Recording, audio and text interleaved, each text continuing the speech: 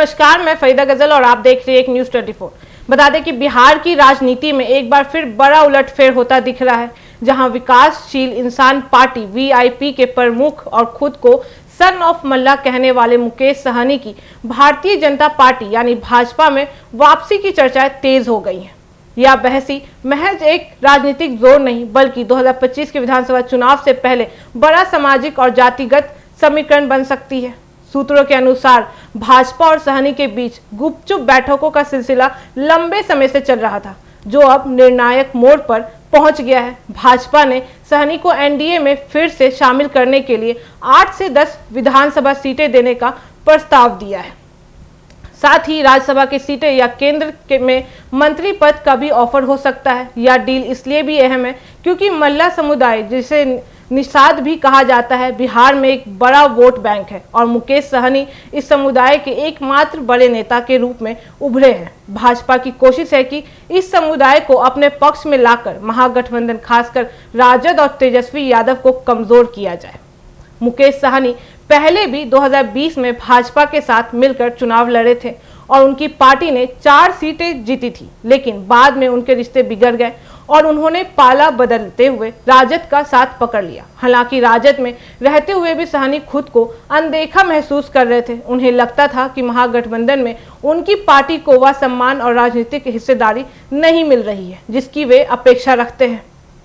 उन्होंने कई बार सीट बंटवारे, सरकार में भागीदारी और निर्णय लेने की प्रक्रिया को लेकर नाराजगी जाहिर की थी। इसके चलते उन्होंने धीरे धीरे राजद से दूरी बनानी शुरू कर दी थी। अब भाजपा में वापसी का यह कदम साफ संकेत देता है कि सहनी अपने राजनीतिक भविष्य को सुरक्षित करना चाहते हैं और अपनी जाति को बेहतर प्रतिनिधि देने के लिए फिर से एक पुराने सहयोगी के साथ जाने को तैयार है। यह भाजपा के लिए भी राजनीतिक रूप से अहम कदम है, क्योंकि पिछड़ी जातियां, खासकर गैर यादव ओबीसी वोट बैंक को साधने के लिए एक बेहद जरूरी है।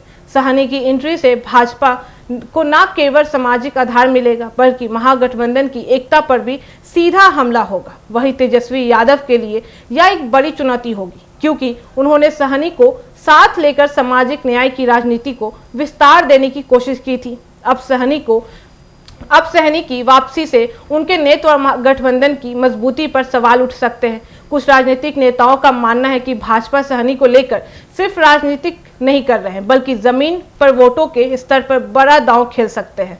मल्ला समाज की उपेक्षा को मुद्दा बनाकर सहनी खुद को एकमात्र प्रतिनिधि के रूप में पेश करते रहे हैं और यही छवि उनके सामाजिक ताकत देती है। ऐसे में अगर भाजपा के साथ वे जुड़ते हैं तो इससे एनडीए को ग्रामीण क्षेत्र और नदी किनारे बसे इलाकों में अतिरिक्त लाभ मिल सकता है। राजनीतिक दृष्टि से देखा जाए तो यह डील सिर्फ सीटों और पदों की नहीं, बल्कि 2025 के चुनाव से पहले बिहार की सियासत को नया मोड़ देने वाली रणनीति है। भाजपा जानती है कि लालू प्रसाद यादव और तेजस्वी यादव की पार्टी को सत्ता से दूर रखने के लिए उसे मजबूत सोशल इंजीनियरिंग करनी होगी। सहनी इस राजनीति को एक मजबूत मोहरे बन सकते हैं। कुल मिलाकर मुकेश सहनी की भाजपा में संभवित वापसी न सिर्फ तेजस्वी यादव के लिए झटका है, बल्कि बिहार की राजनीति में सामाजिक समीकरणों और चुनावी रणनीतियों को पूरी तरह बदलने वाली घटना बन सकती है।